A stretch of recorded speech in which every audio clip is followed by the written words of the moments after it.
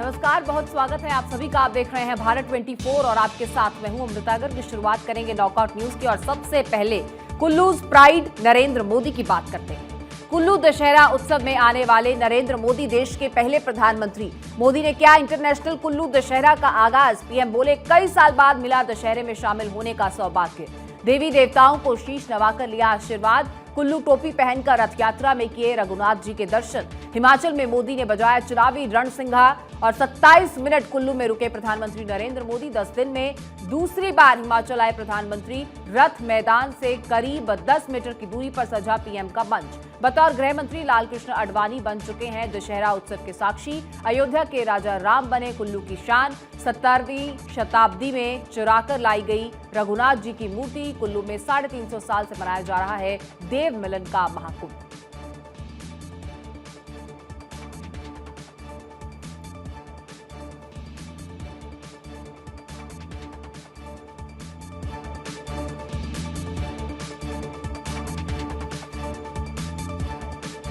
महाकाल लोक के लोकार्पण का नया मुहूर्त अश्विनी नक्षत्र में होगा। महाकाल लोक का लोकार्पण। महालोक के लोकार्पण के लिए 11 अक्टूबर को आएंगे मोदी। शाम 5:30 बजे उज्जैन पहुंचेंगे मोदी। गर्भगृह में सिर्फ पूजा ही कर पाएंगे प्रधानमंत्री मोदी। शंख द्वार से दर्शन पूजन के बाद ही नंदी द्वार जाएंगे मोदी। लोकार्पण के बाद शिप्रा तट कार्तिक मेला ग्राउंड पहुंचेंगे मोदी और शाम 5 बजे से भगवान महाकाल को जल चढ़ाना बंद हो जाता है। ऐसे में मोदी परंपरागत पूजन, श्रृंगार और आरती करेंगे। मंगलवार शाम 6:30 बजे अश्विनी नक्षत्र होने से विशेष योग है। अमृत सिद्धि योग में करेंगे महाकाल लोक का लोकार्पण। रेवती नक्षत्र में किया था काशी विश्वनाथ कॉरिडोर का लोकार्पण। अभिजीत मुहूर्त में किया था राम मंदिर का भूमि पूजन। महाकाल के दर्शन करने वाले नरेंद्र मोदी होंगे देश के 5वें प्रधानमंत्री।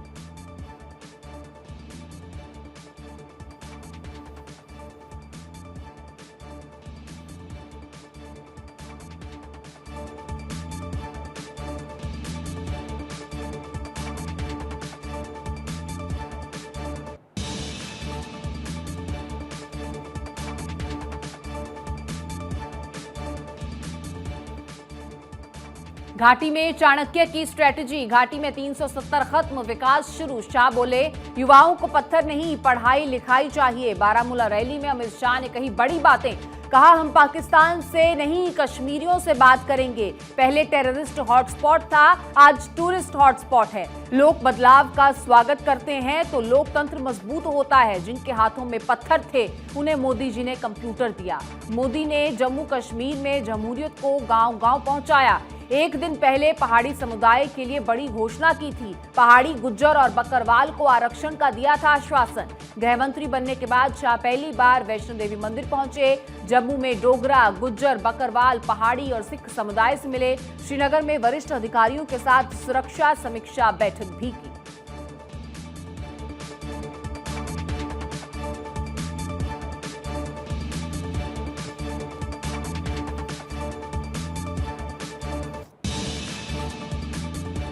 अब शिवराज सिंह चौहान भी धारा प्रवाह हुए। राजनीति में ऊंट कब किस करवट बैठेगा कहा नहीं जा सकता और इसका उदाहरण है कमलनाथ के मंगाए टेलीप्रॉम्प्टर का इस्तेमाल कर रहे शिवराज। कमलनाथ ने प्रदेश के नाम संदेश के लिए मंगवाया था टेलीप्रॉम्प्टर, लेकिन इसके उपयोग से पहले ही कमलनाथ के हाथ से चली गई सत्ता। बस तभी से मुख्यमंत्री हाउस में धूल पांक रहा था ये टेलीप्रॉम्प्टर। सीएम प्रेस कार्यालय के अधिकारियों ने किया था शिवराज का ध्यान आकर्षण। सीएम शिवराज ने भी तत्काल लिया इस पर संज्ञान और तत्काल प्रभाव से टेलीप्रॉम्प्टर को ठीक कर उपयोग में लाने के निर्देश दिए। अब मुख्यमंत्री शिवराज बखूबी करने लगे हैं टेलीप्रॉम्प्टर का इस्तेमाल।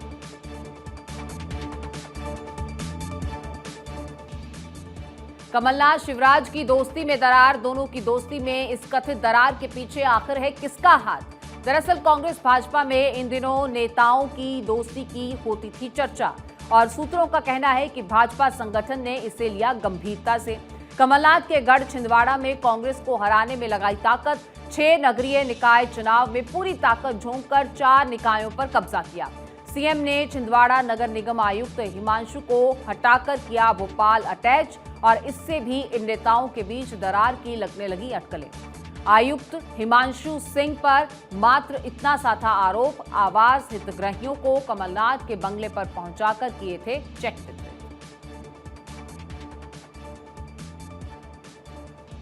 दुमका में जेएमएम सुप्रीमो शिबू सोरेन के आवास को लेकर गरमाई राजनीति। बीजेपी सांसद निशिकांत दुबे ने सोरेन परिवार पर लगाया आरोप। सोरेन परिवार पर एसपीटी एक्ट के उल्लंघन का दुबे ने लगाया आरोप। बाबूलाल मरांडी और निशिकांत दुबे सोरेन परिवार पर लगातार कर रहे हमला। शिबू सोरेन और सीएम हेमंत सोरेन पर लगातार लगते रहे हैं आरोप। निशिकांत दुबे ने ट्वीट कर शिबू सोरेन के आवास की जमीन को बताया अवैध कब्जा। इससे पहले बाबूलाल मरांडी ने भी सोरेन परिवार पर लगाए थे आरोप। सोरेन परिवार पर अघोषित संपत्ति अर्जित करने का आरोप लगाया था। कहा सीएनटी एसपीटी एक्ट का सर्वाधिक उल्लंघन किया सोरेन परिवार ने।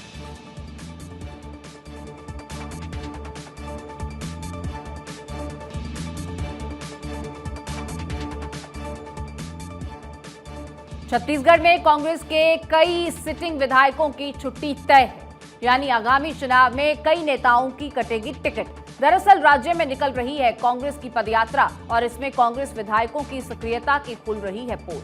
कांग्रेसी नेताओं के सामने लोग पहुंच रहे हैं विधायकों की शिकायत लेकर।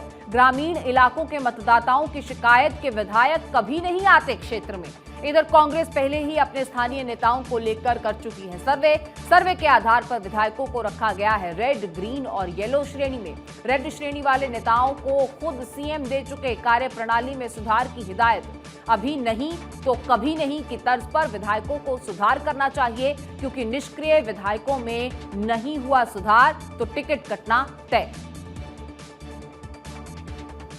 शंकर सिंह वाघेला की घर वापसी के संकेत हैं। गुजरात कांग्रेस कमेटी के पूर्व अध्यक्ष अर्जुन मोढवाडिया ने संकेत दिए। मोढवाडिया ने कहा कि संकेत अनुसार राज्य के कांग्रेस नेता करेंगे वाघेला का स्वागत। हालांकि इसको लेकर अंतिम निर्णय होगा आलाकमान का। तो वहीं चुनाव से पहले पूर्व सीएम शंकर सिंह वाघेला चुनावी मैदान में नजर आएंगे। 6 अक्टूबर को मेहसाना में करेंगे साक्षी हुंकार रैली और इस रैली को मिल रहा है कांग्रेस से अनौपचारिक समर्थन। घर वापसी को लेकर वाघेला ने कहा, मैं इसके लिए तैयार हूं, मुझे कांग्रेस में शामिल होने में कोई दिक्कत नहीं है। भाजपा के खिलाफ लड़ाई में कांग्रेस के साथ शामिल होने में कोई दिक्कत नहीं। 2019 में कांग्रेस छोड़ राकांपा में शामिल हुए थे शंकर सिंह वाघेला। हालांकि 1995 में वाघेला के राजनीतिक करियर की शुरुआत हुई थी भाजपा से और भगवा संगठन में विभाजन पर 1996 में कांग्रेस के समर्थन से वाघेला बने थे सीएम।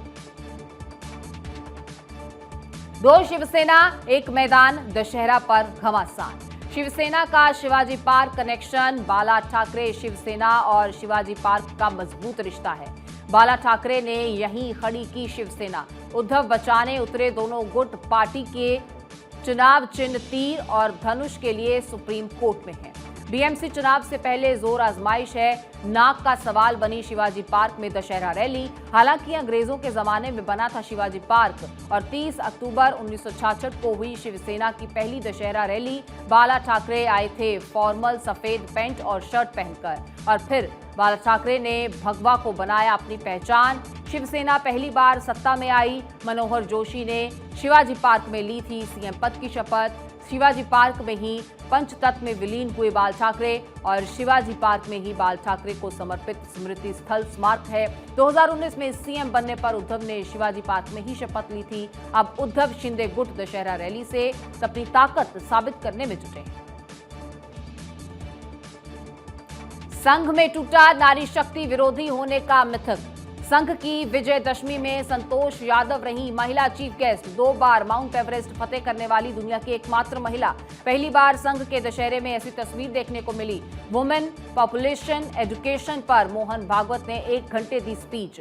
भागवत के भाषण में मातृशक्ति, जनसंख्या पॉलिसी जैसे तमाम मुद्दे छाए रहे। महिला सशक्तिकरण, संघ में महिलाओं की भूमिका, समाज और मातृशक्ति मुद्दे रहे। जनसंख्या और धर्म आधारित संतुलन, मातृभाषा और नई शिक्षा नीति मुद्दे रहे। 2025 में संघ मनाएगा स्थापना की 100वीं वर्षगांठ। राष्ट्रीय सेविका समिति से नारी शक्ति को जोड़ने का प्रयास है। हालांकि 1936 में विजयदशमी से संघ में नारी शक्ति समावेश है। 1936 में लक्ष्मीबाई केलकर ने की राष्ट्र सेविका समिति की स्थापना। बतौर नारी शक्ति सुषमा स्वराज और सुमित्रा महाजन भी जुड़ी। नितिन गडकरी, देवेंद्र फडणवीस, मोहन भागवत मौजूद रहे।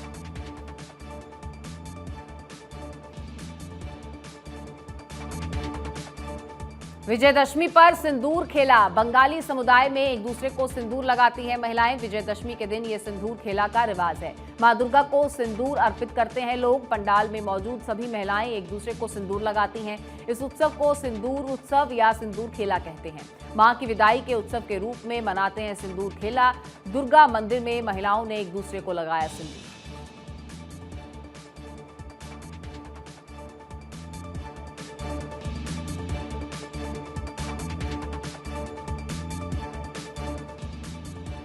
फिर सामने आया हरियाणा सरकार और लाल फीताशाही में टकराव। हरियाणा के मुख्यमंत्री मनोहर लाल के प्रिंसिपल ओएसडी नीरज दफ्तौर का इस्तीफा सामने आया। 2015 में हुई थी नीरज दफ्तौर की बतौर ओएसडी नियुक्ति। चंडीगढ़ सेक्टर 18 की कोठी भी की खाली। नीरज दफ्तौर से खफा बताए जा रहे थे मुख्यमंत्री मनोहर लाल।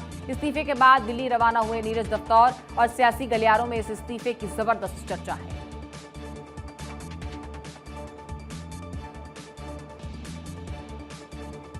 आदमपुर उपचुनाव कांग्रेस की गलफांस है। कांग्रेस टिकट की दौड़ में 3 चेहरे संपत सिंह, जयप्रकाश, प्रदीप बेनीवाल इस दौड़ में हैं और कैंडिडेट के लिए कांग्रेस ने 5 सदस्यीय कमेटी बनाई है। भूपेंद्र हुड्डा, उदय भान, सुधा, विवेक बांसल, दिव्यांशु इस कमेटी में हैं। इस कमेटी के बाद आलाकमान की भी अंतिम मोहर होगी। और 2019 में कांग्रेस के टिकट पर जीते थे कुलदीप बिश्नोई। कांग्रेस छोड़कर भाजपा में शामिल हुए कुलदीप बिश्नोई। भाजपा से कुलदीप बिश्नोई टिकट के प्रबल दावेदार हैं। भाजपा से कुलदीप बिश्नोई और रुकेश में सियासी जंग है। सोनाली फोगाट के परिवार में भी राजनीतिक फूट है। चुनाव पर भाई बहन में तकरार। रुकेश लड़ेंगी चुनाव तो वहीं आम आदमी पार्टी की नजर भजन लाल के करीबियों पर।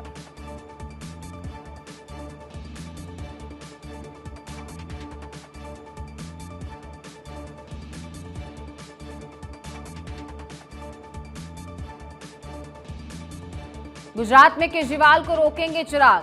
केजरीवाल को रोकने के लिए गुजरात में बड़ी तैयारी। 18 दिनों में 2 बार गुजरात गए चिराग पासवान। 14 सितंबर को सूरत में गृह मंत्रालय के कार्यक्रम में शामिल हुए। अमित शाह के साथ मौजूद रहे चिराग पासवान। 1 अक्टूबर को चिराग पासवान गोधरा गए और विधानसभा चुनाव की तैयारियों को लेकर मुलाकात हुई। कार्यकर्ताओं से सीट और उम्मीदवार को लेकर रिसर्च वर्क के भी संकेत मिले और रामविलास के करीबी एक नेता के भी संकेत दिए हैं। हालांकि गठबंधन को लेकर कोई स्पष्ट संकेत नहीं। चिराग बिहार में जेडीयू को भी पहुंचा चुके हैं नुकसान और विधानसभा चुनाव को लेकर केजरीवाल भी कर रहे हैं दौरे।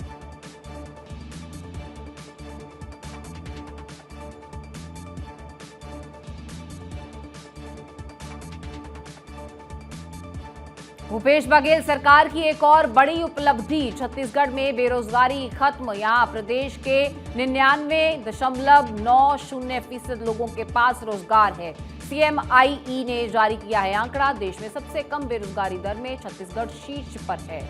यहाँ 0.4% के साथ असम दूसरे स्थान पर है और उत्तराखंड 0.5% बेरोजगारी दर के साथ तीसरे स्थान पर है। और यहाँ आंकड़ा मध्य प्रदेश में 0.9% है। गुजरात में 1.6% रहा। और सर्वाधिक बेरोजगारी में राजस्थान ने हरियाणा को पीछे छोड़ा है। राजस्थान में सर्वाधिक 23.8% बेरोजगारी दर है। जम्मू एवं कश्मीर में 23.2%, हरियाणा में 22.9% और बेरोजगारी की दर में त्रिपुरा 17% और झारखंड में 12.2% बेरोजगारी दर है।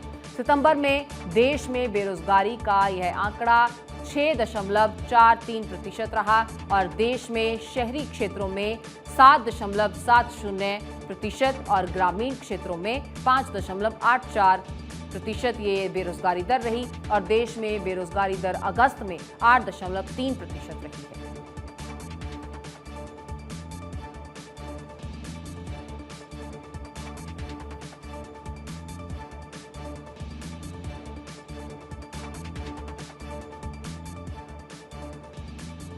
और उधर तेलंगाना राष्ट्र समिति नहीं, भारत राष्ट्र समिति अब मुहूर्त दोपहर 1:19 का। मनोकामना 2024 चुनाव। केसीआर ने दोपहर 1:19 पर राष्ट्रीय पार्टी की लॉन्चिंग की। तेलंगाना सीएम चंद्रशेखर राव ने ऐलान किया। टीआरएस का नाम बदलकर बीआरएस करने का फैसला किया गया।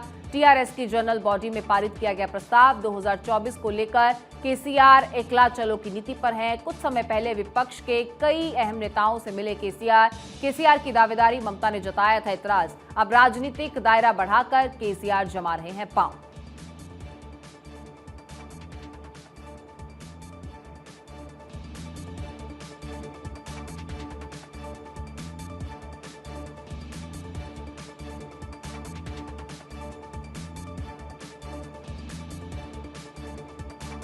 भारत यूके रक्षा सलाहकार समूह मीटिंग की inside story. NSA Ajit Doval जुलाई में मिले स्टीफन लवग्रोव से। साइबर, समुद्री, इंडो पैसिफिक क्षेत्रीय सुरक्षा, हिंसक उग्रवाद पर हुई चर्चा। पीएम मोदी ने भी की थी बोरिस जॉनसन से चर्चा। आत्मनिर्भर प्रौद्योगिकी और रक्षा क्षेत्रों में सहयोग पर चर्चा की गई थी। इस क्रम में रक्षा सचिव अजय कुमार मिले डेविड विलियम्स से। रक्षा औद्योगिक सहयोग, साइबर और कृत्रिम बुद्धिमत्ता पर चर्चा की गई। रक्षा संबंधों को मजबूत करने के लिए मिलकर काम करने पर सहमति बनी। अजय कुमार ने एनएसए टिम बैरो के साथ भी बैठक की।